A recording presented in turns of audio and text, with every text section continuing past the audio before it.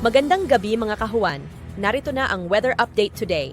Live, Philippines. Narito update sa magiging lagay na ating panahon. Patuloy pa rin umiiral ang northeast monsoon o amihan sa bahagi ng northern at central Luzon. Ito pa rin po yung magdadala ngayong gabi ng maulap na kalangitan na may kasamang may hinang mga pag-ulan sa Cordillera Administrative Region pati na rin sa Cagayan Valley at sa Aurora. Samantalang easterlies o yung mainit na hangin mula sa dagat Pasipiko naman, yung patuloy na nakaapekto sa nalalabing bahagi pa na ating kapuluan. Na kung saan ngayong gabi, itong easterlies din ang magdudulot ng mga kalat-kalat na mga pag-ulan, mga pagkidlat at pagkulog, partikular na sa may Caraga at sa Davao Region. Pero dito po sa atin sa Metro Manila, sa nalalabing bahagi pa na ating kapuluan, mababa po ang tsansa ng mga pag-ulan na inaasahan po natin ngayong gabi at generally maaliwalas po yung ating panahon. Wala tayong minomonitor na LPA o bagyo na posibleng makaapekto sa ating bansa for the next 3 to 5 days. At para po sa magiging lagay na ating panahon bukas, patuloy pa rin ang pag-iral ng amihan, kaya asahan po natin ang unti-unting pagbaba ng temperatura, lalo na po sa northern at central Luzon area, lalo na po ito sa madaling araw hanggang sa papaumaga. At generally, magiging maulap po ang kalangitan, partikular na sa may Cagayan Valley at sa Aurora, pati na rin sa ilang areas po ng Cordillera Administrative Region, dala nga po ito ng amihan.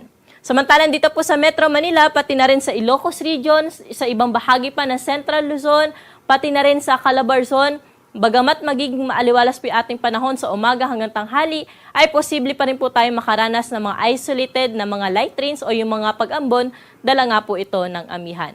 Sa bahagi naman po ng Bicol Region, pati na rin sa Mimaropa, sa hapon at sa gabi, posible naman po yung mga isolated rain showers dala ng localized thunderstorm.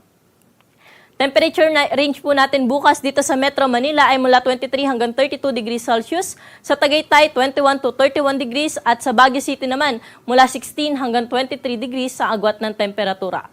Sa Lawag, 22 to 31 degrees ay inaasahan natin na magiging agwat ng temperatura bukas. Pero sa Tugigaraw, dahil nga sa amihan, medyo mababa po ang ating temperatura dyan bukas. Maglalaro lamang sa 23 hanggang 28 degrees Celsius. Sa bahagi naman po ng Legazpi City, 24 to 31 degrees Celsius.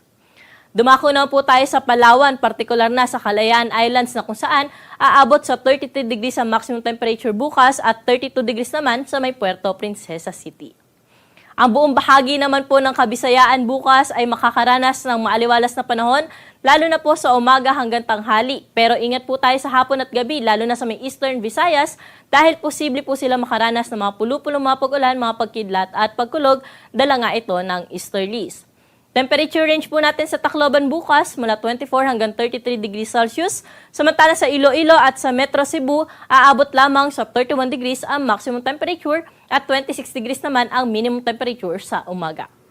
Sa bahagi naman po ng Mindanao, wala tayong inaasahan dyan na malawakang mga pag-ulan bukas at generally magiging maaliwalas po ang panahon natin maghapon. Sa may Caraga at sa Davao Region, mataas pa rin po ang tsansa ng mga isolated rain showers o yung pulupulong panandali ang buhos ng pag-ulan, dala pa rin ito ng easterlies.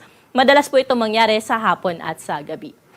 Temperature range natin sa Cagayan de Oro bukas mula 24 hanggang 31 degrees Celsius. Sa Metro Davao, 25 to 32 degrees at sa Zamboanga City, may kainitan sa 33 degrees na maximum temperature. Para naman po sa kalagayan ng ating karagatan, wala po tayong gale warning na nakataas sa kasalukuyan pero pinag-iingat po natin yung mga maglalayag sa baybayin ng Northern Luzon dahil sa inaasahan po nating moderate to rough o katamtaman hanggang sa maalon na karagatan, dala nga po ito ng amihan. Sa nalalabing bahagi po ng ating karagatan, generally magiging banayad hanggang sa katamtaman lamang ang mga pag-alon.